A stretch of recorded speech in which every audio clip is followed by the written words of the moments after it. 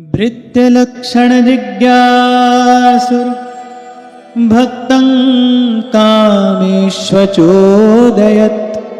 भवान् संसार बीजेषु हृदय ग्रंथिषु प्रभो।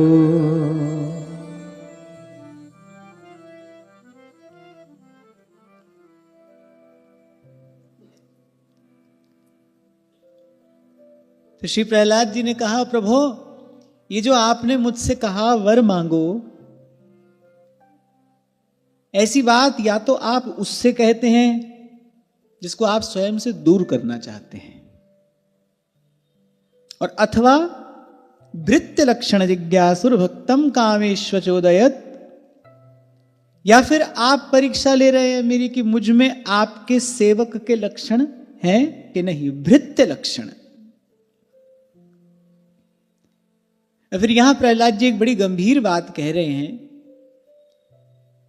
कह रहे हैं प्रभु आपके अतिरिक्त जो भी है, आपके अतिरिक्त आप सत्य स्वरूप हैं, आनंद स्वरूप हैं, प्रेम स्वरूप हैं, आपके अतिरिक्त जो भी है वो तो हृदय की ग्रंथि को और भी मजबूत करने वाला है और बार बार जीव को जन्म मृत्यु के इस दुष्चक्र में डालने वाला ही है। केवल आप हैं सत्य स्वरूप प्रभु, केवल आप हैं आनंद स्वरूप प्रभु, केवल आप हैं प्रेम स्वरूप प्रभु, केवल आप हैं जिसको प्राप्त करके जीव कल्याण भाजन होता है, कल्याण स्वरूप होता है। केवल आप, केवल आप। कई बार हम चर्चा करते आए कि एक बड़ी महत्वपूर्ण बात सब संत कह रहे हैं। गोस्वामी जी भी क्या मांगते हैं प्रभु से, सब तज भजन करूं दिन राति। सूरदास जी कहते हैं सब तज भजिए नंद कुमार। व्यास जी कह रहे हैं सब तज भजिए श्याम को श्रुति स्मृति को सार। सब तज, जाही न चाहिए कछु कबहू, तुम सन सहज स्नेह, बसहु निरंतरता सुर सोराउर निज गेह, सोराउर निज गेह। आपके अतिरिक्त और कुछ नहीं प्रभु, आपके अतिरिक्त तो और जो भी कुछ है वो भले ब्रह्मा जी का पद ही क्यों ना हो, पर वो जीव को पुनः पुनः जन्म और मृत्यु के इस चक्कर में डालने वाला ही है। जीव का कल्याण, जीव का उद्धार, जीव को परम सुख, परम शांति, परमानंद की प्राप्ति तो केवल केवल केवल आपके श्री चरण कमल का आश्रय प्राप्त करके ही होती है। केवल आपके चरणारविंद की निष्काम प्रीति रति प्राप्त करके ही होती है। केवल आप, केवल आपके चरण, केवल आपकी भक्ति, इसके अतिरिक्त और कुछ नहीं। और फिर पूर्व में श्री प्रहलाद जी ने कहा कि प्रभु मैं तो डरकर घबराकर आपकी शरण में आया हूं, इन्हीं से डरकर तो आया हूं। किससे डरकर? ये जो विषय सुख है, ये जो विषय भोग है,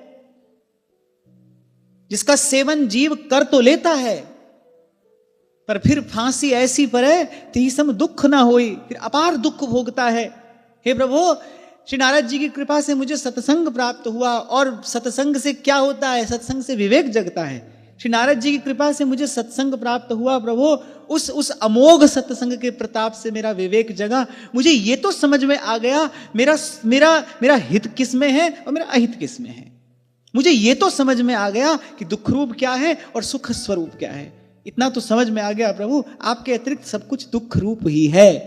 व्यास राधिका रमण बिनु कहूं न पायो सुख, डारन डारन में फिरो पातन पातन दुख जहां हाथ डाला प्रभु वही दुख ही हाथ लगा। कितनी भी चतुराई से मैंने कार्य क्यों नहीं किया, कितनी भी निपुणता से मैंने कार्य क्यों ना किया हो, पर प्रत्येक कार्य के अंत में दुख ही हाथ लगा। तो प्रभु सत्संग की कृपा से इतना तुम्हें जान गया, दुख रूप क्या है और सुख स्वरूप वस्तु जो है वो कौन सी है, वो तो केवल आप हैं प्रभु। और मैं उन सब से डर कर घबरा कर आपकी शरण में आया हूं, मैं तो शरणागत जीव हूं। और आपने ही अपने श्रीमुख से कहा है, जो सभीत आवा शरणाई राखूं, बड़ा प्यारा शब्द है, राखूं ताहि प्राण की नाही, उसे आप रख लेते हैं। तो मुझे तो आप अपने पास रख लीजिए, क्योंकि आपने कहा वर मांगो, और यदि मैं आपसे मांग लेता हूं तो आप मुझे दे तो देंगे, पर मैं आपके पास नहीं रह पाऊंगा, आपके निकट नहीं रह पाऊंगा। आपको मैं निवेदन कर रहा था, श्री कुंभन दास जी की गोद में श्री लाल जी आकर विराजमान हुए, कुछ कहना चाह रहे थे, इतने में मानसिंह ने आकर द्वार खटखटा दिया। कुंभन दास जी उदास हो गए, पर जब मानसिंह चले गए तो ठाकुर जी फिर आए। मानसिंह कुछ भेंट देना चाह रहे थे। श्री ठाकुर जी ने कहा, अरे यही तो कहने में आपसे आया था कि मानसिंह आएगा, वो कुछ भेंट आपको निवेदन करेगा, आप स्वीकार कर लेना। कुंभन दास जी ने कहा, धत ऐसा क्यों कहते हैं? कुंभन दास जी के नेत्र सजल हो गए, बोले जय जय, एक बात बताइए, यदि मैं मानसिंह की भेंट स्वीकार कर ले तो आप पुनः आते हैं, आप मेरी गोद में आते हैं? ठाकुर जी ने कहा, फिर हम क्यों आते? तो श्री प्रहलाद जी ने कहा, प्रभु मुझे तो आप रखिए, अपने पास रखिए, मैं तो आपके निकट रहना चाहता हूं। लाडली हम दीन हैं, हम दीन हैं, कृपा सिंधु में जिए वो मीन है। लाडली हम तो तुम्हारे दास हैं, और रहना चाहते बस पास है। कोई उत्सव होता है ना, तो रसिक जन श्री जी से, आचार्य चरणों से यही बधाई में मांगते हैं, हो मचल पर्यो या पौरी, मुख निरखो रहो नेरी। आपको तो, हमको तो अपने पास रखिए, जो सबल हैं समर्थ हैं तो कहीं भी रहकर भगवान का भजन कर लेंगे। हमें तो ऐसी कोई योग्यता पात्रता नहीं है, हमको तो अपने चरणों के पास रखिए, और रहना चाहते बस पास हैं। कभी ऐसा अवसर नहीं आया होगा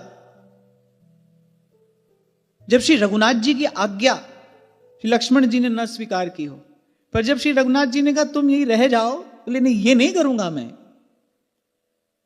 जहां लगी जगत स्नेह सगाई, प्रीति प्रतीति निगम निज गा,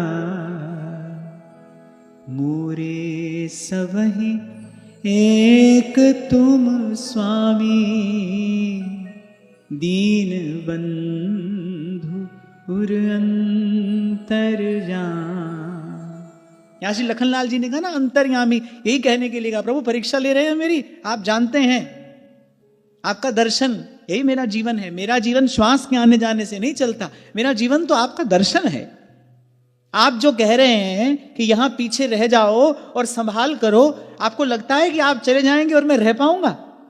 आप भली प्रकार से जानते हैं कि श्वासों के आने जाने से मेरा जीवन नहीं है, मेरा जीवन पवन पर आधारित नहीं है प्रभु, मेरा जीवन प्राण पर आधारित नहीं है, मेरा जीवन आपके दर्शन पर आधारित है। संत कहते हैं ना प्राणाधार, तो श्री लखनलाल जी कह रहे प्रभु वस्तुतः मेरे प्राणों के आधार तो आप हैं। इसीलिए जहां लगी जगत स्नेह सगाई, प्रीति प्रतीति निगम निज गाई, मोरे समय एक तुम स्वामी। मैं नहीं जानता आपके अतिरिक्त कुछ भी और, किसी को भी और। मैं तो पास रहूंगा, मैं तो साथ रहूंगा। नाथ सकल सुख साथ तुम्हारे। और हमने भली प्रकार से ये जान लिया है, हित हमार सिंहपति सेवकाई। अब लो नसानी अब नानसी। श्री प्रहलाद जी कह रहे जन्म जन्म से प्रभु यही तो कर रहा था, आपसे मांग रहा था, आप दे रहे थे, मांगता आ रहा था, आप देते आ रहे थे। अब मुझे इस लेने देने से मुक्त करिए प्रभु, अब इस लेने देने के चक्कर में और मत डालिए, इस व्यापार की वृत्ति से मुक्त होना चाहता हूं प्रभु, आपकी कृपा से आपसे प्यार करना चाहता हूं। राम कृपा भव निसासिरानी, राम कृपा भव निसासिरानी, जागे पुनि ना डसे हूँ, जागे पुनि ना डसे हूँ, अब लो नसानी अब ना नसे। अब तक गंवाया ही गंवाया है तो प्रभु, अब पाने का अवसर आया है, अब मुझे फिर से भुलावे में मत डालिए, अब फिर से मुझे बहलाइए मत, रखिए अपने चरणों के पास रखिए। और आपके चरणों के पास कौन रह सकता है, जाहि न चाहिए कबहू कछु तुम संग सहज स्नेह। आपके चरणों के पास केवल वही रह सकता है। कल आपसे कह रहा था ना, सबको श्री रघुनाथ जी ने विदा कर दिया, राज्याभिषेक के बाद सबको श्री रघुनाथ जी ने विदा कर दिया। अंगद जी किसी भी प्रकार से जाना नहीं चाहते। आप उस प्रसंग को देखिए, कितना मार्मिक प्रसंग है। जा रहे हैं जब, तो बार बार श्री रघुनाथ जी की ओर मुड़कर देखते हैं, शायद प्रभु को दया आ जाए, प्रभु मुझे रहने के लिए कह दें। और फिर जाते जाते ये कहकर जा रहे हैं, बार बार रघुनायक ही सुरति कराए हूं मोर, मेरी याद कराते रहना प्रभु को।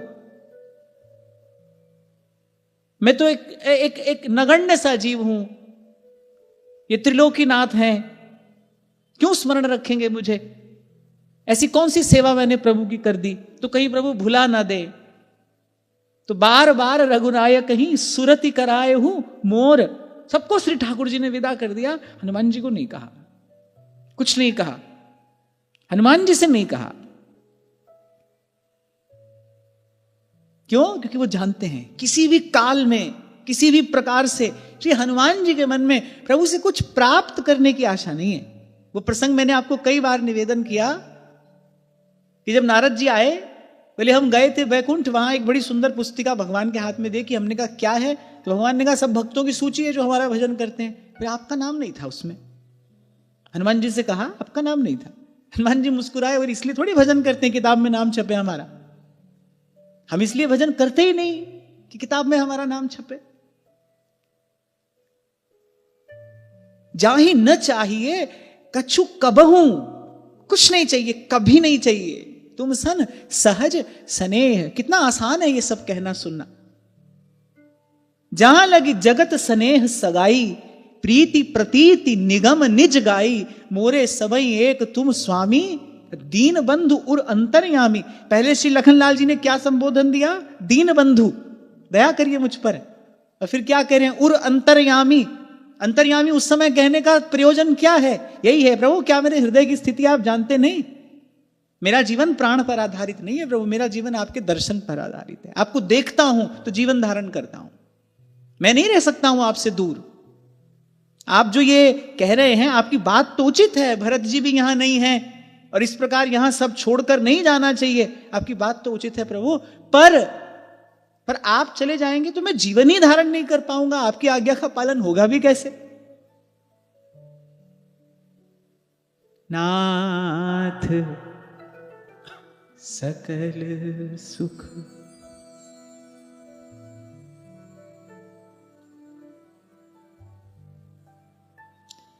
नाथ सकल सुख साथ तुम्हारे, सरद विमल विधु बदन निहारे, नाथ सकल सुख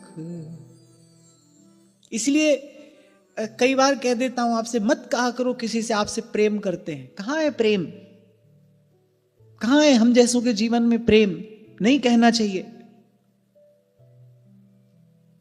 असत्य भाषण बड़ा पाप है। सांच बराबर तप नहीं और झूठ बराबर पाप। प्रेम तो यहां दर्शन हो रहा है। भगवान प्रसन्न है और प्रहलाद जी कुछ मांग ले तो किंचित भी दोष नहीं है, न्यून सा भी दोष नहीं है इसमें, नहीं है। प्रसन्न है भगवान, देना चाहते हैं।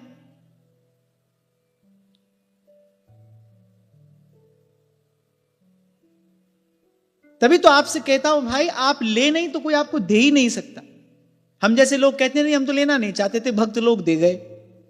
हम तो ऐसा चाहते नहीं थे, भक्त लोगों ने कर दिया। आप न लें तो कोई आपको दे नहीं सकता। भगवान नहीं दे पा रहे हैं। देखो प्रहलाद जी नहीं लेना चाह रहे हैं, भगवान नहीं दे पा रहे हैं। तो प्रहलाद जी ने कहा प्रभु अब मुझे और मत बुलाइए। अब लो नसानी अब नानसे हो, अब लो नसानी अब नानसे हो। राम कृपा भव निसासिरानी, राम कृपा भव निसासिरानी। जागे पुनि ना डसे हो, जागे पुनि ना डसे हो।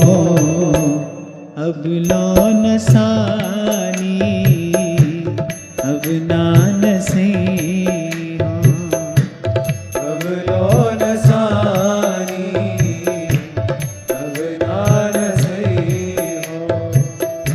अब लो नसानी अब नानसे हो, अब लो नसानी अब नानसे हो।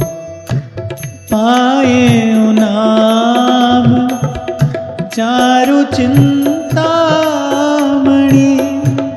उर कर तेना खसे हो।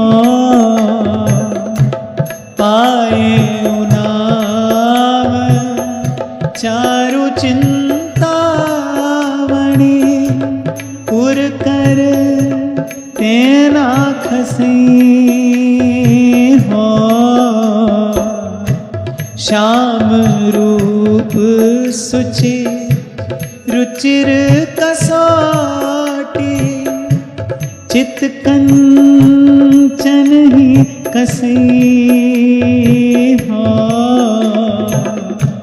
श्याम रूप सुचि रुचिर कसौटी, चित कंचन ही कसे हो।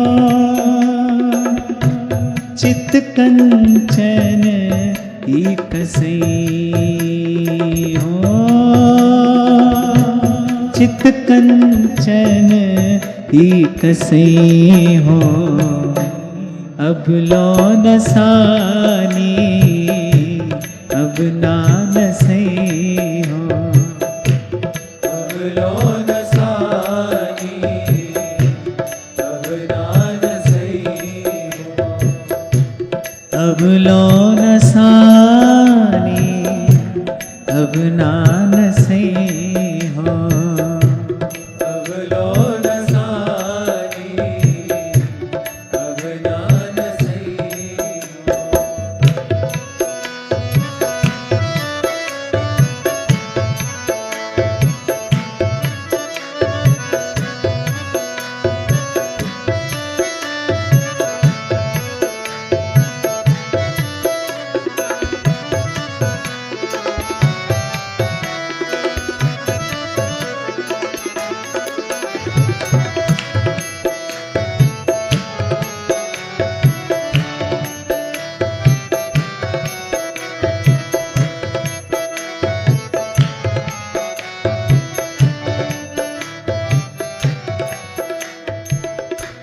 पर बस जान हस्यो इंद्रिन निज बस है ना हसई हो।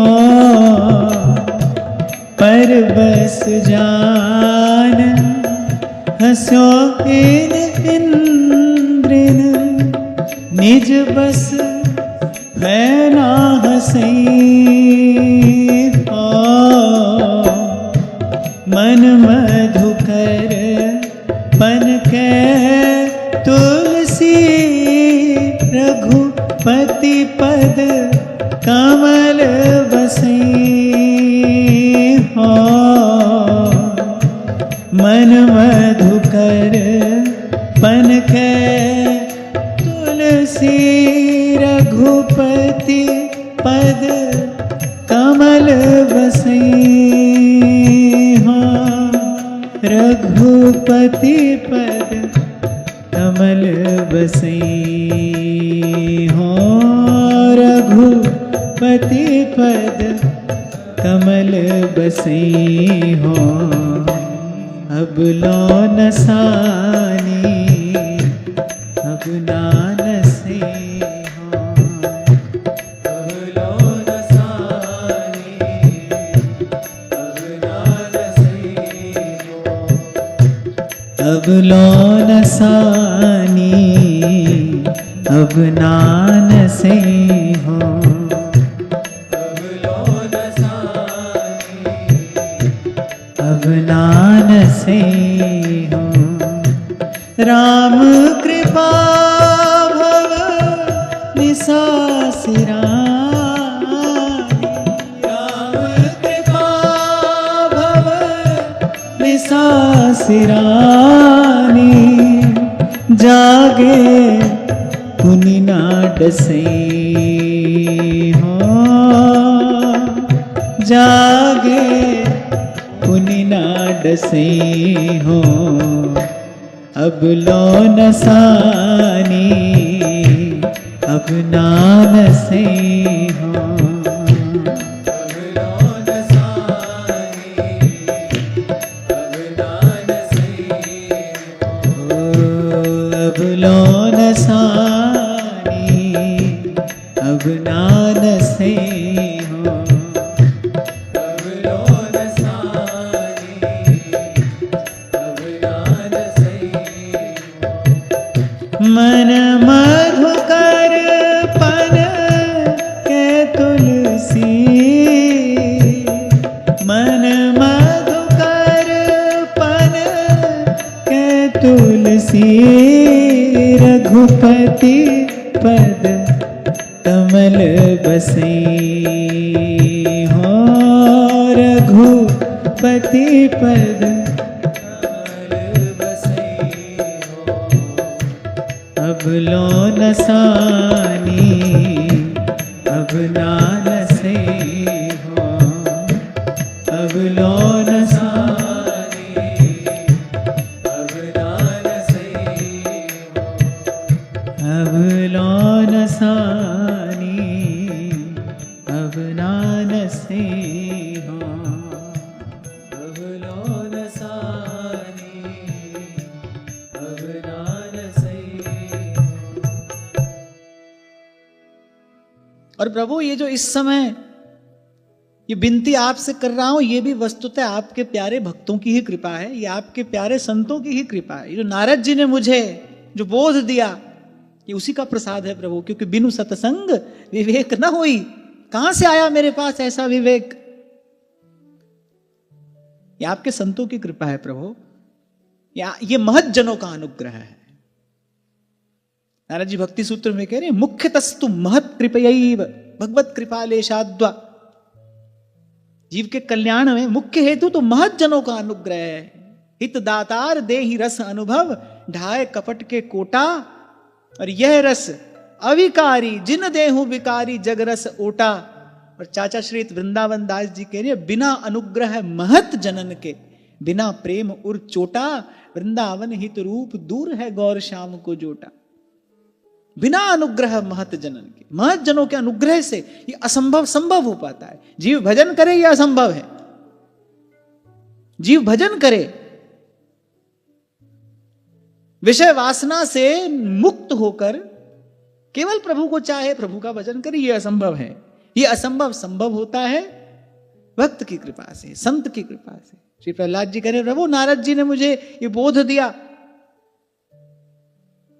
सन्मार्ग दिखाया, उस मार्ग पर चलते चलते यहां तक आया हूं। प्रभु मैं जानता हूं सब प्रकार मैं कठिन, मृदुल हरि दृढ़ विचार जिय मोरे। मैं जानता हूं, मैं स्वयं को जानता हूं क्या मेरा स्वरूप है, क्या मेरा स्वभाव है। सब प्रकार मैं कठिन,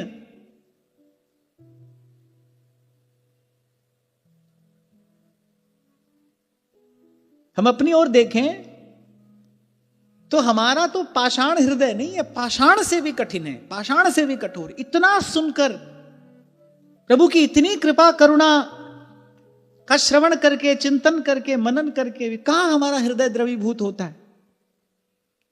सब प्रकार में कठिन, मृदुल हरि दृढ़ विचार जिय मोरे। गोस्वामी जी कह रहे हैं, तुलसीदास यह मोह श्रृंखला छुटे तुम्हारे छोरे। है श्रुति विदित उपाय सकल सुर, कही कही दीन निहोरे। तुलसीदास यह जीव मोह रजू, जय बांधे सोई छोरे। प्रभु आप ही अगर मुझे बांध कर रखना चाहेंगे, कौन मुक्त करेगा मुझे। मैं तो शरणागत हूं, और शरणागत भी कैसा हूं, सभीत आया हूं। कहा श्री प्रहलाद जी ने, तत्संग भी तो मैं भयभीत होकर आया हूं। और आपने यही शर्त रखी है कि जो सभीत आवा शरणाई, राखूं ताहि प्राण की नाई। गूढ़ार्थ निहित है इसमें, प्राण की नाई। आप चाहो भी प्राणों से न्यारे आप रह सकते हो, नहीं रह सकते। जैसे श्री लखनलाल जी ने कहा, वो आप ही प्राण है, मेरे प्राण कुछ और नहीं है, कोई और नहीं है। तो गोस्वामी जी कह रहे हैं, फिर इस प्रकार जो जाए तो फिर राखूं ताहि प्राण की नाई। प्राण की नाई कहने का तात्पर्य क्या है, फिर उसके बाद प्रभु उसको अपने से न्यारा नहीं करते, फिर दूर नहीं करते। जो सभीत आवा शरणाई, एक तो शरणागति की महिमा है, प्रपत्ति, जीव शरण में आ जाए। पर अकड़ कर ऐंठ कर शरण में नहीं आया जाता, शरणागत होकर ही शरण में आया जाता है।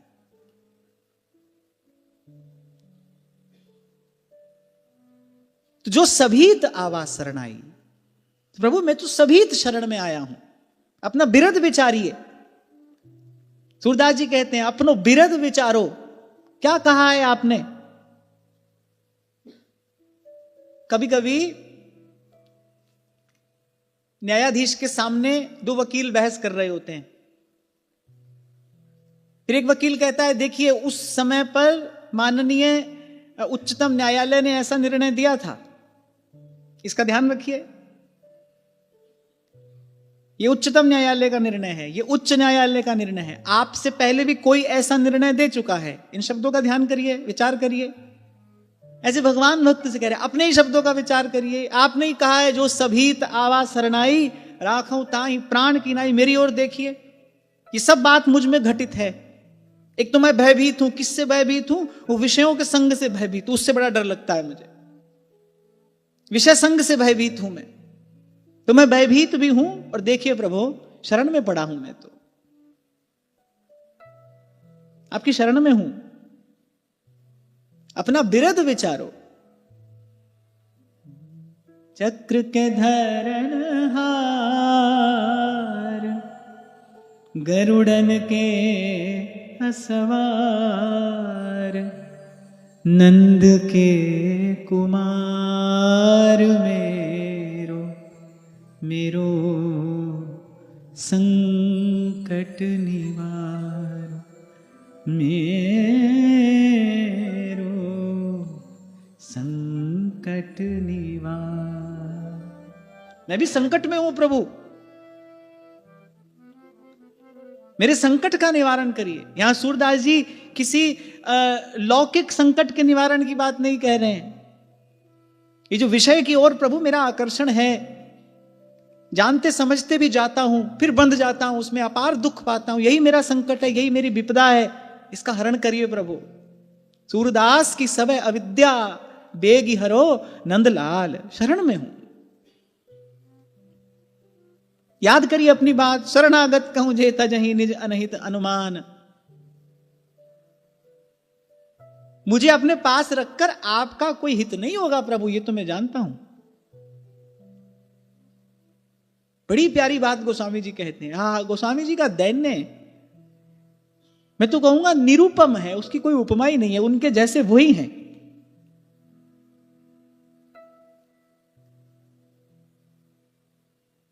अपने लिए कहते हैं, हूं कहावत सब कहत, राम सहत उपहास। बोले प्रभु, संसार मुझे आपका सेवक कहता है, आपका दास कहता है। संसार कहता है मैं कहलाता हूं। संसार कहता है कि मैं आपका दास हूं, मैं आपका सेवक हूं, मैं भी कहलाता हूं, रोकता नहीं किसी को जाकर। पर इस कहने सुनने में उपहास आपका होता है प्रभु। हूं कहावत जग कहत, राम सहत उपहास। साहेब सीतानाथ सो, सेवक तुलसीदास। आपके जैसा स्वामी, मेरे जैसा सेवक, ये वस्तुतः आपका उपहास ही है। आपके जैसा स्वामी, आप जैसे शील निधान, और मेरे जैसा सेवक। पर देखो, संसार कहता है, मैं सुनता हूं, और आप सह लेते हैं ये उपहास, मेरे लिए सह लेते हैं। साहेब सीतानाथ सो और सेवक तुलसी दास।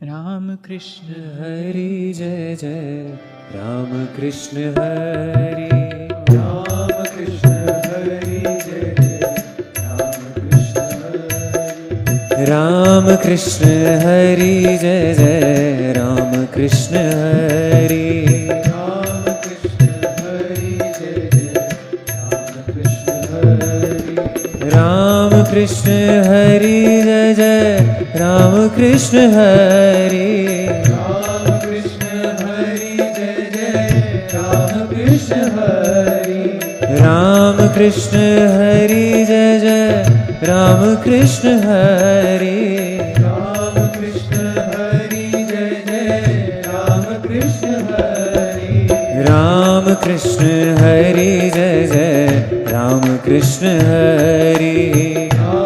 राम कृष्ण हरि जय जय, राम कृष्ण हरि, राम कृष्ण हरि जय जय, राम कृष्ण हरि, राम कृष्ण हरि जय जय, राम कृष्ण हरि,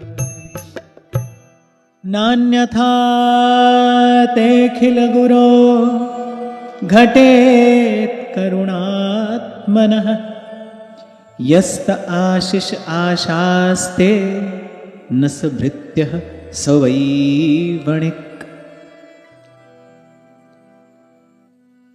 श्री प्रहलाद जी ने आगे कहा, जगत गुरु। अच्छा देखो भक्त की बोलन कैसी है। यहां पहले कहा जगत गुरु, पहले जगत गुरु। परीक्षा के सिवा ऐसा कहने का और कोई कारण नहीं दिखता। ये जो आपने मुझसे कहा वर मांगो, और तो कोई कारण नहीं है प्रभु, क्योंकि आपके जैसा दयालु किसी का अहित कैसे कर सकता है। आपके जैसा अकारण करुणा वरुणालय स्वामी, यहां कहने का तात्पर्य है वो अपने सेवक को भोगों में फंसाने वाला वर कैसे दे सकता है। एक ही कारण है प्रभु, ये जो आपने कहा ना वर मांगो, एक ही कारण है। बस आप परीक्षा ले रहे हैं कि मैं आपके सेवक होने योग्य हूं कि नहीं हूं। मुझ में तो कोई योग्यता नहीं प्रभु, पर नारद जी के सत्संग से ऐसा विवेक हमको प्राप्त हुआ है कि आप सन्मुख हो, प्रसन्न हो, पहले तो जीवन का परम लाभ यही है, आप सन्मुख हैं और प्रसन्न हैं, जीवन का परम लाभ यही है।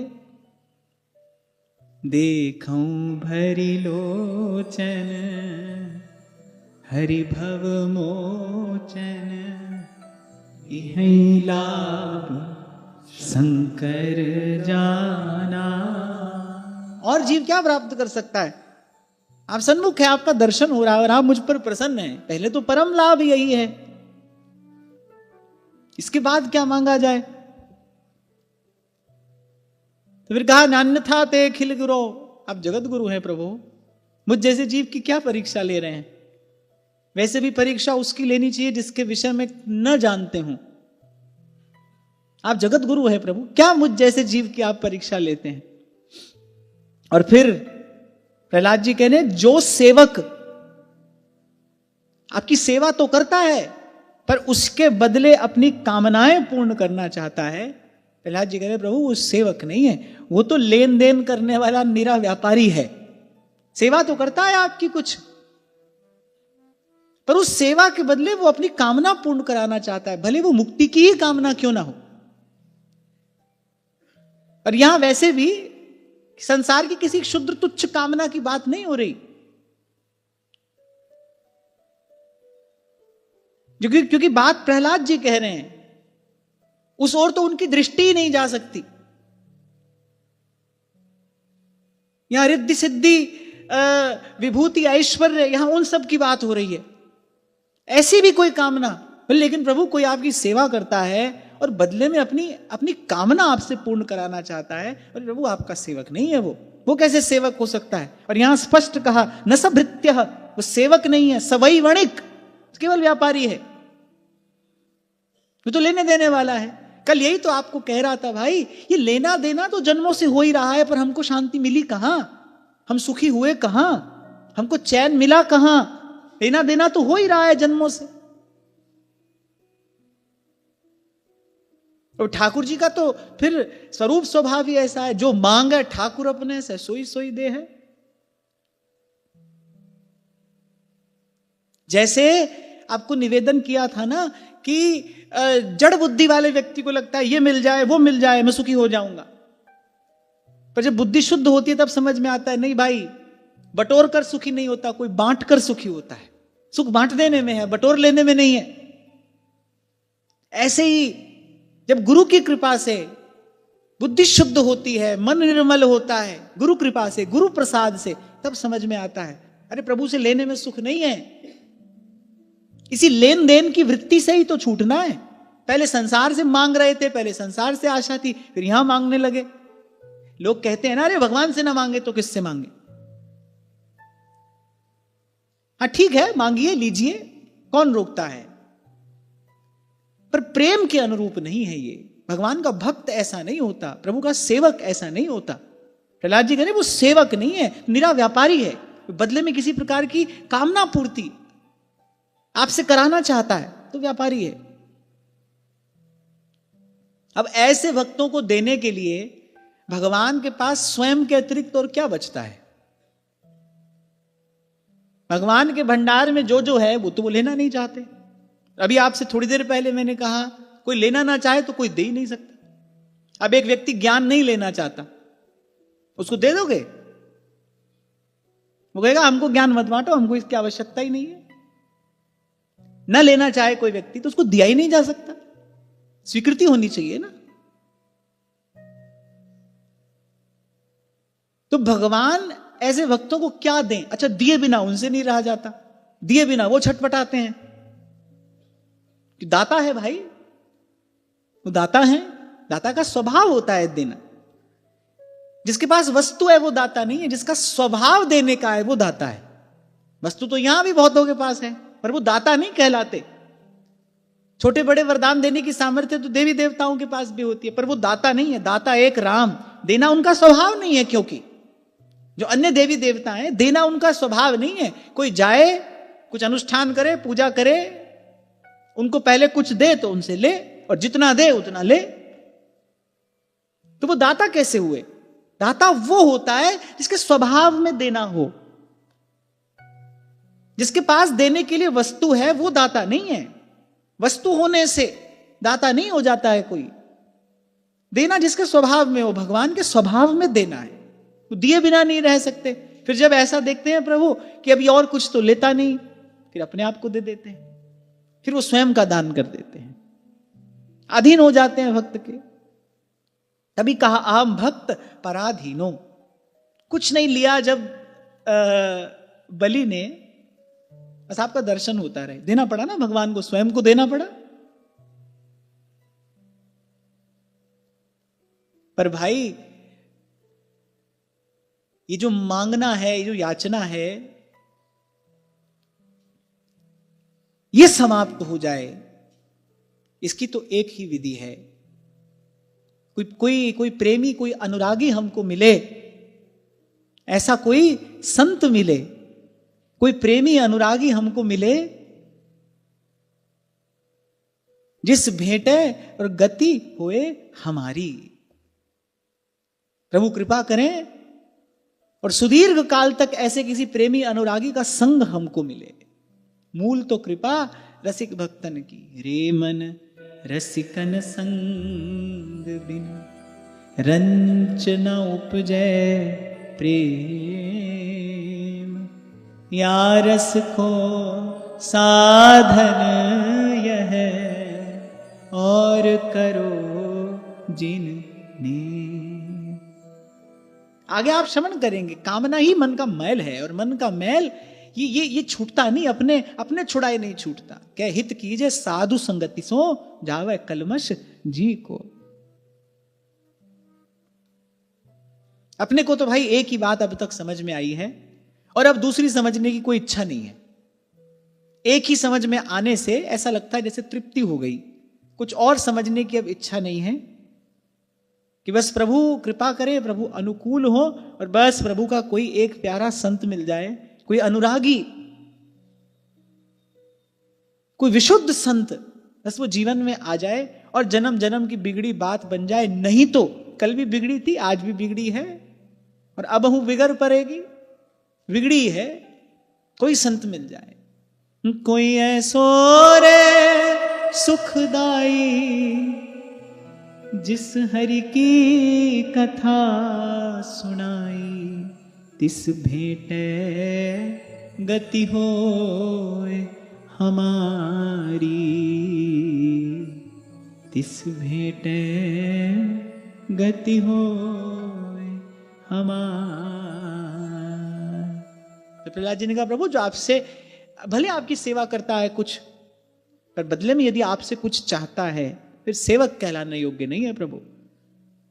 न सभृत्य स वै वणिक आशासानो न वै भृत्य स्वामिन्याशिष आत्मनः, न स्वामी भृत्यतः स्वाम्यम इच्छन्योराति चाशिषः।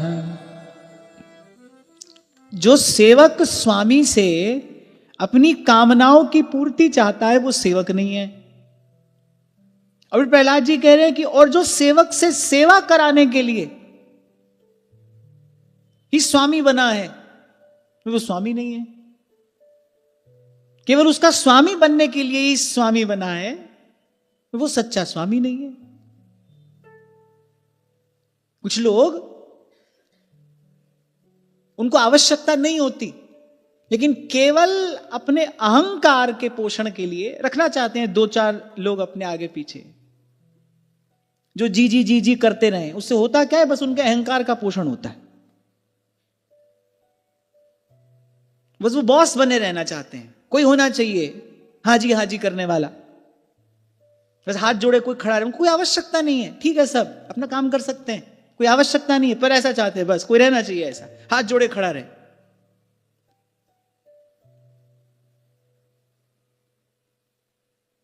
केवल स्वामी बनने के लिए स्वामी बने हैं। तो श्री प्रहलाद जी कह रहे हैं, जो आपसे कुछ लेना चाहता है सेवा के बदले, वो आपका सेवक नहीं है।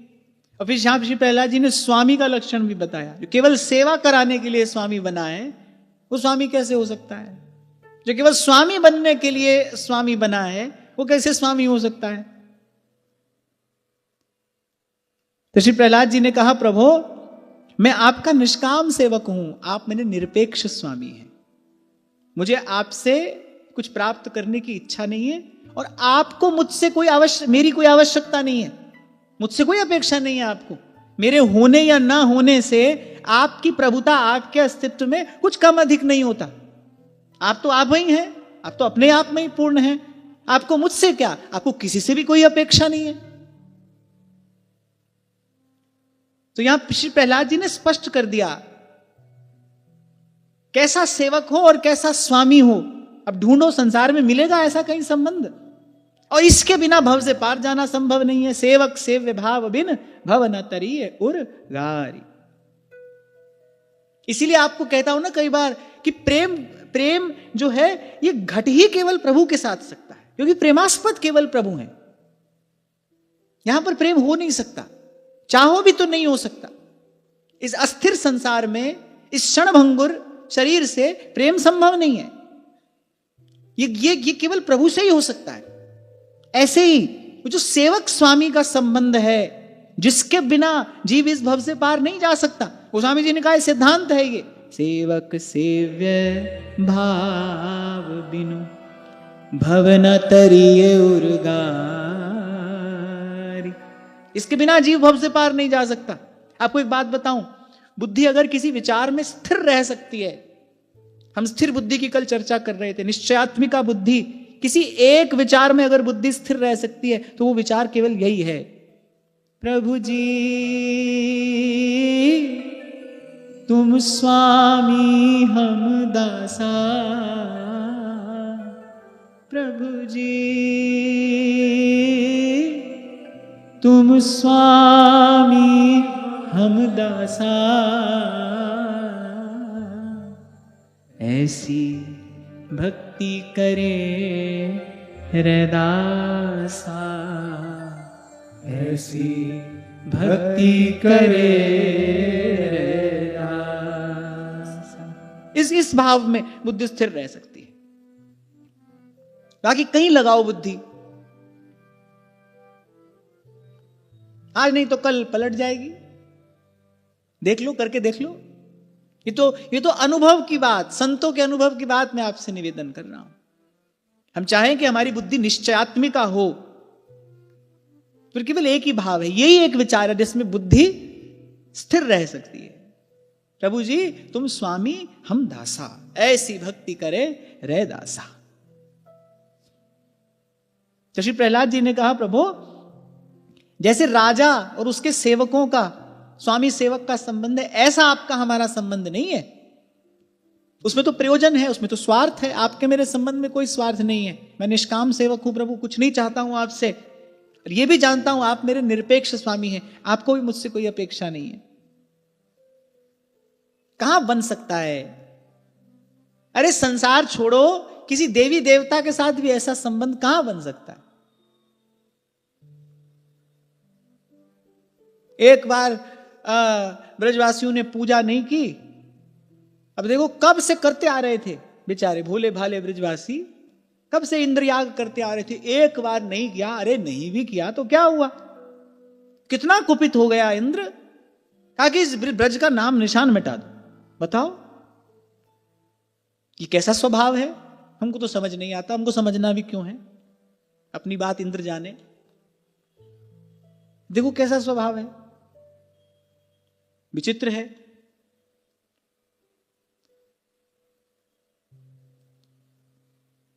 हमारा स्वभाव भी ऐसा ही तो होता है। मैं अपनी बात कर रहा हूं कि 10 बार कोई प्रणाम करे, एक बार न करे। अरे प्रणाम नहीं किया, जो 10 बार किया वो भूल जाते हैं हम। एक बार प्रणाम नहीं किया, कैसे नहीं किया, हमको कैसे प्रणाम नहीं किया? बड़ा कठिन है भाई। जिस दैन्य की हम चर्चा कर रहे हैं विगत 2 दिनों से, उस दैन्य की प्राप्ति, उस दैन्य के जीवन में स्थिरता, वो भाव जीवन में स्थिर हो जाए, बड़ा कठिन है। आगे आप श्रवण करेंगे श्रीमद् भागवत में कहा है, एकादश स्कंद में भगवान कहते हैं कुकर सुकर जो भी है सबको दंडवत प्रणाम करे। कर सकते हैं हम ऐसा? हम तो खूब सोचते हैं किसको आधा प्रणाम करना है, किसको पौना प्रणाम करना है, किसको पूरा प्रणाम करना है। हम तो खूब देख सोचकर प्रणाम करते हैं। व्याकुल हो जाते थे। पूज्य श्री पंडित जी महाराज व्याकुल हो जाते थे अगर कोई उनको दंडवत प्रणाम कर दे, और वापस किए बिना तो वो रहते ही नहीं थे। यदि किसी ने दंडवत प्रणाम किया तो वापस किए बिना नहीं रहते थे। कुछ दिन पहले हम एक संत का दर्शन करने के लिए गए, नाम लेने की उनकी अनुमति नहीं है, तो जो उनके सेवक पास में खड़े थे उन्होंने पहले से सावधान कर दिया, आप दंडवत प्रणाम करोगे तो बाबा को कष्ट होगा, क्योंकि वो उस समय उनके शरीर की स्थिति ऐसी नहीं है कि वो आपको वापस प्रणाम कर सके, फिर उनको कष्ट होता है। तो बाबा के सुख का विचार करके आप दंडवत प्रणाम न करें। तभी आपसे कल कह रहा था, जो वास्तविक दैन्य जब उद्भूत होता है वो कैसा होता है कहा नहीं जा सकता। आपके शब्दों में जिसको सच में हम्बल होना कहते हैं, वो भाव कैसा है कहा नहीं जा सकता। हम लोग तो बड़े दंभी हैं, पाखंडी हैं, हम तो ओढ़े बैठे हैं भाव।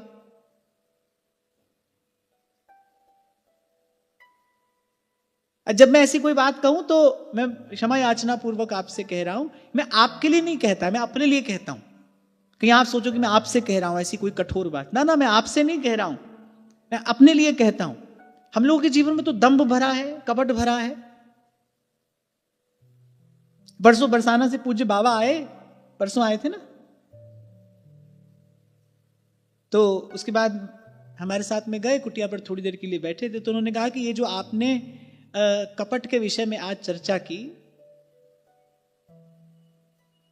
इसको कुछ और खोलकर बताइए। तो मैंने कहा महाराज जी, मुझे ऐसा लगता है जो हम नहीं हैं वो अपने आप को बताना दिखाना, यही सबसे बड़ा कपट है, यही दंभ है, और यही स्वयं से किया गया कपट है। फिर मैंने कहा जैसे आपने मुझसे पूछा बताइए, अब यद्यपि मैं कहने का कोई अधिकारी नहीं हूं, पर देखो आपने पूछा हम आपको बताने लगे, यही कपट है, यही दंभ है। और वो इतना स्वभाव में आ गया है, वो उसका इतना हमको अभ्यास हो गया है कि हम वो कपट दंभ किए चले जाते हैं, हमको पता भी नहीं है कि हम कपट कर रहे हैं, क्योंकि इतना अभ्यास में आ गया है ये हमारे। जैसे विषय चिंतन का अभ्यास हो गया है ना, अब उससे किसी प्रकार की कोई ग्लानि नहीं होती। कितने लोग झूठ बोलते हैं, कोई ग्लानि थोड़ी होती है, कोई पश्चाताप नहीं होता, अभ्यास हो गया, उसका स्वभाव में घुल मिल गया है वो।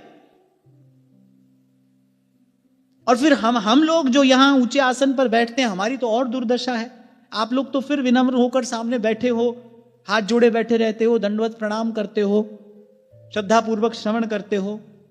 हम यहां पर आकर बैठते हैं तो हमारी तो और दुर्दशा है। हम समझते हैं कि हम बहुत कुछ जानते हैं। पर बाबा बुल्ले शाह कहते हैं ना, बुल्ले शाह पता ता लगसी चिड़ी फंसी हाथ बाजा। वो तो जब परीक्षा का समय आता है तब पता चलता है। कभी ना कभी तो कसौटी पर उतरना पड़ता है, खरा खोटा क्या है पता चल जाता है, ऐसे पता चलता है। तो कभी कोई ऐसी बात मेरे मुख से निकल जाए तो ये बात मेरे लिए ही है, आपके लिए नहीं है। और एक यही बात है जो प्रभु को सबसे अप्रिय है। निर्मल मन जन सो मोहि पावा, मोहि कपट छल छेद्र न भावा, निर्मल मन। तो श्री प्रहलाद जी ने कहा प्रभु आपके मेरे संबंध में कोई कारण स्वार्थ प्रयोजन नहीं है, मुझे नहीं चाहिए कुछ भी आपसे, और इसमें भी मेरी बड़ाई नहीं है। संतों ने कर दिया मेरा हृदय ऐसा, क्योंकि पारस में और संत में बड़ो अंतरो जान, वो लोहा कंचन करे ये कर दे आप समान। परम भागवत श्री नारद जी मिल गए गर्भ में। और आपसे मैं कह रहा था ना कि कयाधु ने श्री प्रहलाद जी को केवल 9 मास गर्भ में नहीं रखा, दीर्घ काल तक प्रहलाद जी गर्भ में रहे। दैत्य पत्नियों के पास यह सामर्थ्य होती है, जब तक चाहें तब तक गर्भ धारण कर सकती हैं। दीर्घ काल तक श्री प्रहलाद जी रहे, सत्संग सुनते रहे, आनंद लेते रहे। प्रहलाद जी तो ज्ञानी होकर ही आए हैं संसार में, वो तो प्रबुद्ध हैं, सब जानकर समझ कर आए हैं, तभी तो कहीं पांव फिसला नहीं। अब देखो यहां पर बचाने वाला कौन है? गुरु का ज्ञान है, उसने बचाया है, कहीं फिसलने नहीं दिया, सदा सावधान। यहां तक कि भगवान कह रहे हैं कुछ मांगो, यहां भी प्रहलाद जी कितने सावधान हैं। ये क्या है? गुरु प्रसाद, ये गुरु का ज्ञान है। तो श्री प्रहलाद जी ने कहा, प्रभु जैसे राजा और उसके सेवकों का प्रयोजनवश स्वामी सेवक का संबंध रहता है, वैसा तो आपका मेरा संबंध है नहीं। कल आपसे कह रहा था ना, ये कुछ श्लोक नित्य पाठ करना चाहिए। ये सप्तम स्कंद दशम अध्याय जो प्रहलाद जी ने कुछ श्लोक कहे, ये भक्ति सिद्धांत का प्राण है। जैसे नारद जी ने नारद भक्ति सूत्र कहा, महर्षि शांडिल्य ने शांडिल्य भक्ति सूत्र कहा है, ऐसे ये प्रहलाद भक्ति सूत्र है। सब कह दिया श्री प्रहलाद जी ने। संपूर्ण भक्ति सिद्धांत है ये। शुद्धा भक्ति, उत्तमा भक्ति, जिसका संकेत श्री रूप गोस्वामी पाद करते हैं, वो सब यही घटित हो रहा है। अन्य अभिलाषिता शून्यम, कोई अभिलाषा नहीं है आपके अतिरिक्त। ज्ञान कर्माद्यनावृतम आनुकूल्येन कृष्णानुशीलनम स भक्ति उत्तमा, वो दर्शन यहां पर हो रहा है। फिर प्रहलाद जी ने कहा कि लेकिन आपने कहा है, मेरी इच्छा भी है और मेरी आज्ञा भी है, और यदि तुम मांगो तो मेरी प्रसन्नता भी है। तो आपकी प्रसन्नता के लिए, और इन श्लोकों में ये सबसे प्रिय श्लोक है, मुझे सबसे प्रिय है, यदि राशीष में कामान वरांस्त्वं वरदर्शभ कामानां हृदय संरोहं भवतस्तु वृणे वरम। प्रहलाद जी ने कहा, मेरे वरदान शिरोमणि स्वामी, आपके जैसा देने वाला और कौन है? और जो आप दे सकते हैं वो कौन दे सकता है? पर यदि आप मेरा मन भाया, मेरा मनोवांछित वर देना चाहते हैं, फिर दीजिए। मांग रहा हूं मैं आपसे, ये वर दीजिए कि मेरे हृदय में आपके अतिरिक्त कभी किसी कामना का बीज ही अंकुरित ना हो। मैं कभी आपके अतिरिक्त किसी को चाहूं नहीं, बस आपको चाहूं। यत्र यत्र मम जन्म कर्म बिर नारकेत परमे पदे थवा। हे नाथ करि करुणा बिलोक, देहु बर जो मांगा, जिहि जोनि जन्म कर्म बस, तहाँ राम पद अनुराग। हे नाथ करि करुणा बिलोक। मेरा मन भाया देना चाहते तो फिर यही दीजिए कि मेरे हृदय में कभी किसी कामना का बीज अंकुरित ना हो। अनंत काल तक केवल आपको ही चाहूं, बस आपको चाहूं। आपसे कभी निवेदन किया था मैंने, हम क्या करते हैं, कैसे करते हैं, ये इतना महत्वपूर्ण नहीं है। वो जो कर रहे हैं उसके बदले में हम चाहते क्या हैं, इच्छा किस बात की है। अब कर तो रहा है व्यक्ति व्यापार, लेकिन वो सच्चे हृदय से कर संत भगवंत की सेवा के लिए ही रहा है, तो उसका व्यापार भी पवित्रतम है, उसकी वो क्रिया पवित्र है। और एक फेर रहा है माला, लेकिन उस माला के पीछे बड़ी लंबी सूची है, ये भी चाहिए वो भी चाहिए। उसकी उस क्रिया को कुछ भी कहा जाए पर पवित्र नहीं कहा जा सकता, वो शुद्ध नहीं है, क्योंकि कामना का मैल है उसमें। तो आप क्या करते हैं, कैसे करते हैं, इससे महत्वपूर्ण ये है, ये विचार करना चाहते क्या हैं आप। व्यवहार में भी कहा जाता है ना, आपकी इंटेंशन क्या है, लक्ष्य क्या है आपका। क्रिया महत्वपूर्ण नहीं होती, उद्देश्य महत्वपूर्ण होता है। डॉक्टर भी चीरफाड़ करता है, उसके बदले उसको आदर मिलता है, सम्मान मिलता है, पुरस्कार मिलता है, धन मिलता है, सब कुछ मिलता है। क्योंकि उसका लक्ष्य क्या है, उसका लक्ष्य प्राण रक्षा है। काट पीट रहा है वो। कभी कभी तो किसी की प्राण रक्षा के लिए उसके शरीर के एक अंग को ही उससे अलग कर देना पड़ता है, लेकिन वो फिर भी अपराधी नहीं है। क्यों? क्योंकि उसका लक्ष्य पवित्र है, वो प्राण रक्षा के लिए कर रहा है। जो कर रहा है वो उस रोगी के प्राण बचाने के लिए कर रहा है। तो क्रिया इतनी महत्वपूर्ण नहीं है। इसीलिए कभी आपको कहा था मैंने, भगवान को तुलसी चंदन चढ़ाना भी भगवान की पूजा है, पर यही पूजा नहीं है। पूजा का अर्थ तो बड़ा विस्तृत है। जैसे जैसे आपकी दृष्टि में भगवान का अस्तित्व विशाल होता जाता है, ऐसे ऐसे पूजा की सामग्री भी अपने आप बढ़ती चली जाती है। सब में भगवान देखो तो फिर तो मीठे बोल से भी भगवान की पूजा हो सकती है, सेवा हो सकती है। तुलसी इस संसार में सबसे मिलिए धाये, ना जाने किस भेष में तो नारायण मिल जाए। सबको सम्मान देकर आप भगवान की पूजा कर सकते हो।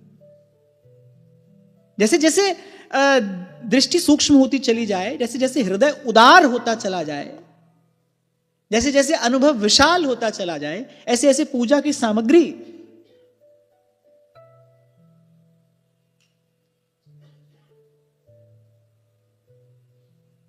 वो भी विशाल होती चली जाती है। तो प्रहलाद जी ने कहा, प्रभु मैं आपका निष्काम सेवक हूं, आप मेरे निरपेक्ष स्वामी हैं। कितना सुंदर है ये, मैं आपसे कुछ नहीं चाहता, आप मुझसे कुछ नहीं चाहते।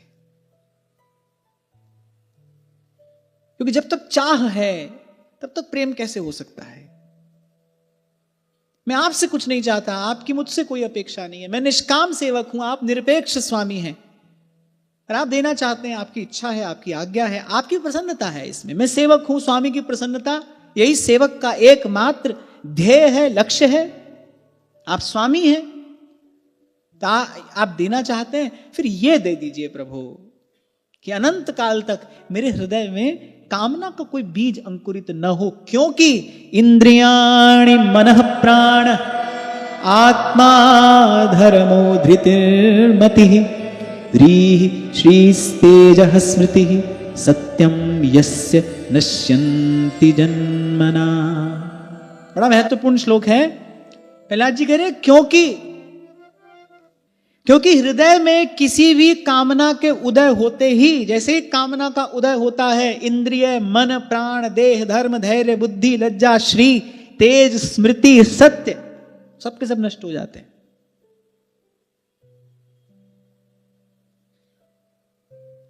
कैसे हो जाते हैं? जैसे ही कामना का उदय हुआ तो वो जो आंख कान हाथ भजन सेवा में लगे थे, अब वो दौड़ पड़े विषय की ओर। इंद्रियां चंचल हो गई,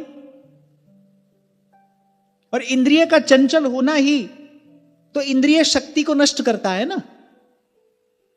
इंद्रिय का जो चंचल होना है वही इंद्रिय शक्ति को नष्ट करता है। जैसे आपको मैंने कहा था कि मन की चंचलता ही मन की दुर्बलता है। मन जितना चंचल होगा उतना दुर्बल होगा, जितना एकाग्र होगा उतना सबल होगा। ऐसे ही इंद्रियां जितनी चंचल हैं अर्थात उनकी शक्ति नष्ट होती चली जा रही है। तो श्री प्रहलाद जी ने कहा, हृदय में कामना का उदय होते ही इंद्रिय शक्ति नष्ट होने लगती है।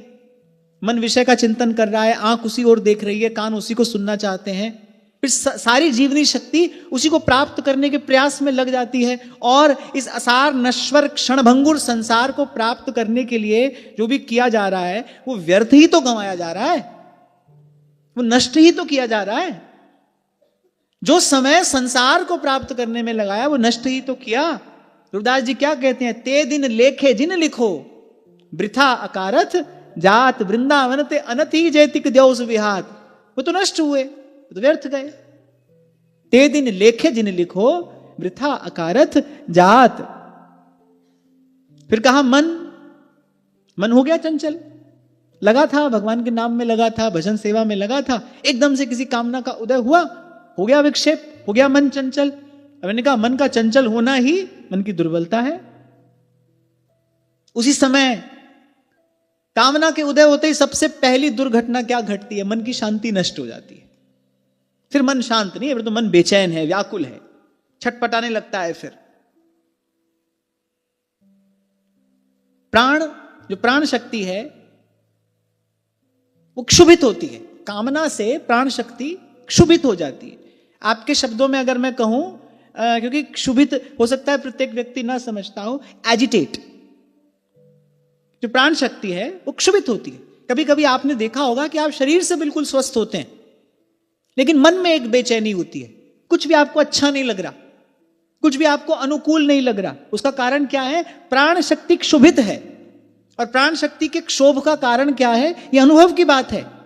बहुत बार ऐसा होता है, सब कुछ ठीक है, डॉक्टर को भी आप दिखाएंगे, कहेगा आपका ब्लड प्रेशर बिल्कुल ठीक है, आपको डायबिटीज भी नहीं है, सब कुछ तो ठीक है, लेकिन फिर भी आप कहीं भीतर व्याकुल हैं, आपको कुछ अच्छा सा नहीं लग रहा है, खाने की भी इच्छा नहीं हो रही है, किसी से बोलने बतलाने की भी इच्छा नहीं हो रही है।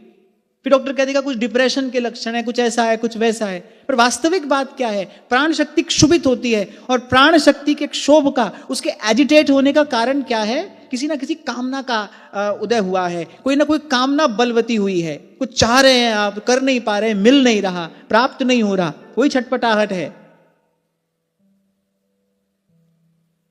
तो इंद्रिय, मन, प्राण, फिर देह, ये तो प्रत्यक्ष ही है। कामनाओं की पूर्ति करते करते आदमी बूढ़ा हो जाता है, मर जाता है, फिर पैदा होता है, फिर बूढ़ा होता है, फिर मरता है। क्षण क्षण देह नष्ट ही तो हो रहा है कामना की पूर्ति के लिए। इसको नष्ट कराने वाली, इसको जर्जर कराने वाली कौन है? कामना ही तो है। तभी संत कह रहे चाह बुरी सबसे बुरी, चाह नीच में नीच। कोई नीच नहीं है, विषय की जो वासना है ये नीच है। चाह नष्ट करती है ये शरीर को, देह को जर्जर कर देती है, रोगी बना देती है। उसका बल, उसका ओज, तेज सब नष्ट होता है। और फिर धर्म पर तो व्यक्ति रहता ही कहां है? कामातुरा नाम न भयम न लज्जा। उसको न भय है न लज्जा है। कहां उसको मान मर्यादा का विचार रहता है? छल करता है, कपट करता है, पाप करता है, निकृष्ट से निकृष्ट, गर्हित से गर्हित कर्म करता है कामना की पूर्ति के लिए। आसक्ति जीवन में पवित्रता रहने कहां देती है? धर्म नष्ट होता है। फिर धैर्य, आपसे निवेदन किया था ना, भजन करना है तो कौन से आसन पर बैठना पड़ेगा? धीरज के आसन पर। और वो धैर्य कामना रहने नहीं देती। आप कभी देखना, काम के वेग या क्रोध के वेग में पड़े हुए व्यक्ति को आप देखना, उसकी सांस कितनी तीव्र गति से चलती है। एक चिंतक ने तो यहां तक कहा है कि मान लो काम का वेग हो, थोड़ी देर के लिए अपने श्वास को साध लीजिए, उसका बिल्कुल सीधा संबंध है उससे। कोई भी वेग जब मन में उठता है, आपकी सांस कितनी तीव्र गति से चलने लगती है, आप कितने अधीर होते हो, कितने व्याकुल होते हो उस समय। जैसे गर्मी में कुकर हाँफता है, ऐसी सी दशा हो जाती है। कामना ऐसे विकल कर देती है, अधीर कर देती है, धैर्य नष्ट हो जाता है। माने उसने आपको, क्योंकि धीरज के आसन पर बैठकर भजन होता है, उसने भजन का आसन छुड़ा दिया ना, धीरज छूट जाता है, अधीर हो जाता है व्यक्ति कामना के कारण। फिर प्रहलाद जी ने कहा बुद्धि भी नष्ट हो जाती है, सही गलत का कुछ विचार नहीं रहता, पाप पुण्य का विवेक नहीं रहता, उचित अनुचित सूझता नहीं। फिर तो लगता है कि कैसे भी भाई एक बार ये वस्तु मिल जाए। उचित अनुचित, हित अहित, पाप पुण्य, कोई विवेक, कोई विचार नहीं रहता। फिर कहा लज्जा उचित है, और लज्जा मनुष्योचित गुण है। ऐसा नहीं कि केवल स्त्री के पास ही ये गुण होना चाहिए, ये मनुष्योचित गुण है। स्त्री हो पुरुष हो, पर लज्जा फिर वो भी नहीं रहती। कामना कहां लज्जा रहने देती है? काम आतुराणाम न भयम न लज्जा। उसको लज्जा नहीं है, तो निर्लज्ज की भांति कामना पूर्ति के पीछे चलता है। मरे हुए सर्प को रस्सी समझ ली, मृतदेह को नाव समझ ली। ये सब किसने कराया? बिल्व मंगल से ये सब किसने कराया? कामना ने। किस कुल में मेरा जन्म हुआ है? पवित्र कुल में मैंने जन्म लिया है, भगवान ने ये शरीर मुझे दिया है, वो सब सब सब विस्मृत हो गया। किसने कराया? कामना। अच्छा, इसका पहले एक बीज होता है काम। आपने थोड़ा उसको अनदेखा किया, पड़ा रहने दिया, फिर वो कामना हो जाएगी, और फिर वही वासना बनकर पूरे अंतःकरण को आवृत्त कर लेगी। इसीलिए ध्रुवदास जी ने कहा काम कामना वासना मन ते कर सब दूर, राधा वल्लभ लाल भज रसिकन जीवन मूर। लज्जा, फिर Shri,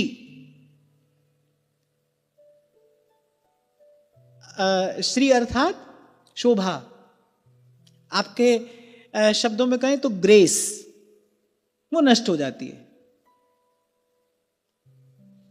you are not graceful any more, क्योंकि आपने मनुष्यत्व ही छोड़ दिया। मनुष्योचित गुण छोड़ने पड़ते हैं कामना की पूर्ति के लिए, वासना की पूर्ति के लिए। जो मनुष्योचित गुण है, धर्म, धैर्य, लज्जा, सब छोड़ना पड़ता है। फिर श्री नष्ट होती है। तेज तो नष्ट होता ही है। क्रोध करके व्यक्ति क्या करता है? अपनी शक्ति तो नष्ट करता है। आध घंटा चीख लो, चिल्ला लो, लड़ झगड़ लो, उसके बाद कैसे पड़ जाओगे निर्बल होकर शैया पे।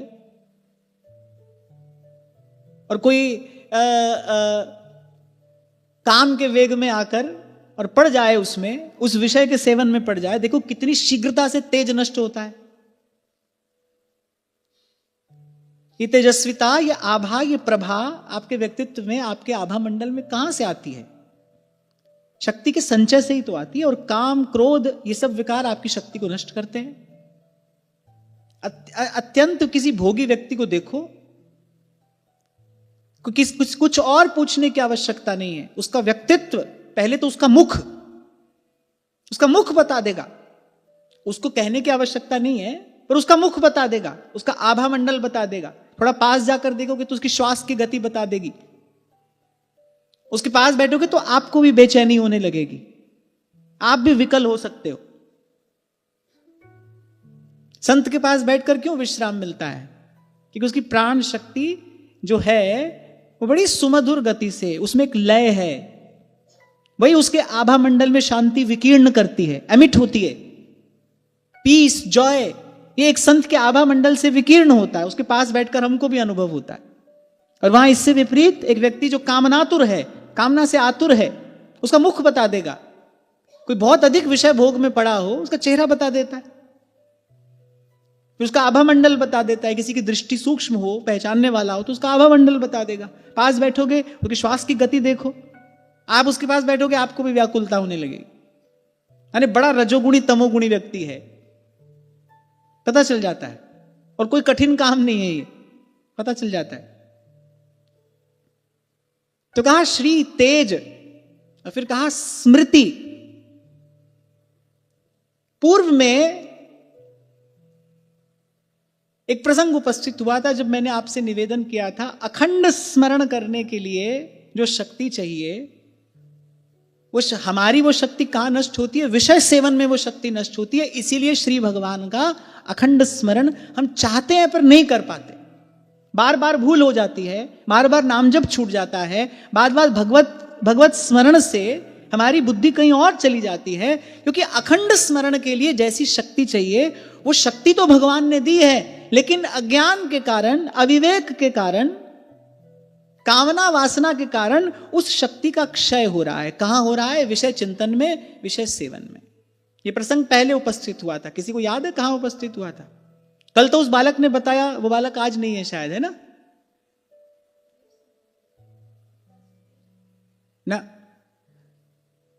कल वो बालक जो भी था, मुझे बड़ी प्रसन्नता हुई कि कोई अगर ऐसी सावधानी से श्रवण करता है तो बड़ी प्रसन्नता की बात है। उसने तुरंत बताया कि ये बात कहां कही गई है श्रीमद् भागवत में, ऐसे ये बात कहां आई है। बड़ी मैंने उस समय बल देकर कहा था, बहुत महत्वपूर्ण बात है, इसको ध्यान से सुनना। हम चाहते हैं सदा भजन करें, सदा नाम जप होता रहे, पर नहीं होता। क्यों नहीं होता? क्योंकि नाम अखंड स्मरण के लिए जो मेधा, जो शक्ति चाहिए, वो शक्ति विषय चिंतन और विषय सेवन में नष्ट होती है। कोई बोला था ना?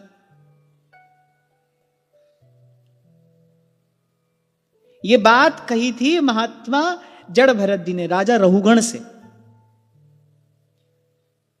जड़ भरत जी ने ये बात कही है, अखंड स्मरण के लिए जैसी शक्ति चाहिए, वो शक्ति ईश्वर ने मनुष्य को देकर भेजा है।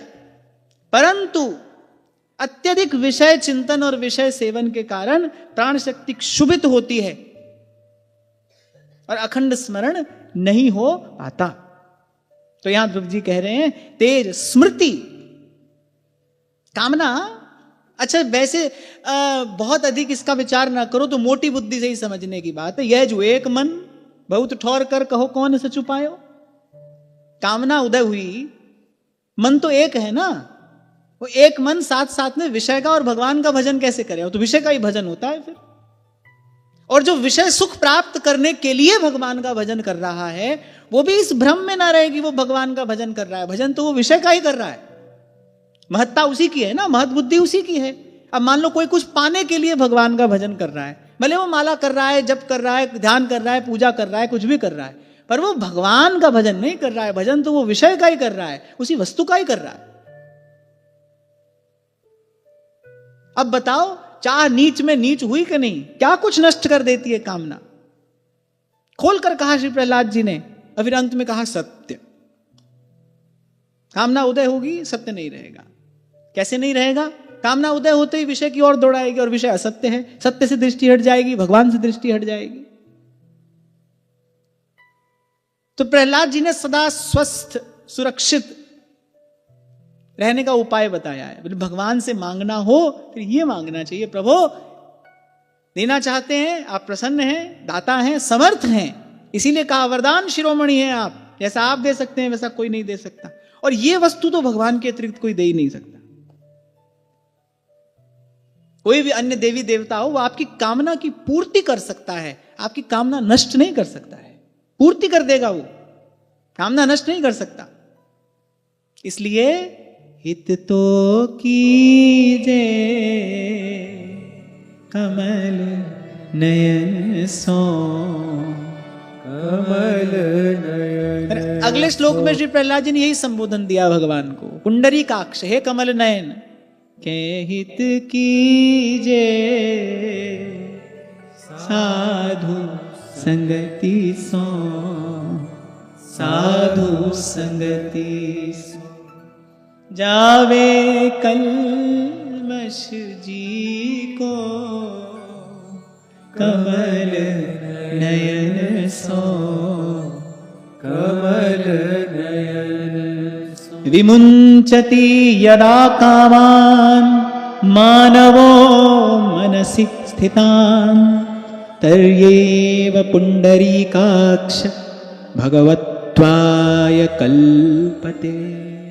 श्री प्रहलाद जी कह रहे हैं, कमल नयन, जिस समय मनुष्य अपने मन में रहने वाली कामना का त्याग कर देता है ना, उस समय भगवत स्वरूप को प्राप्त कर लेता है।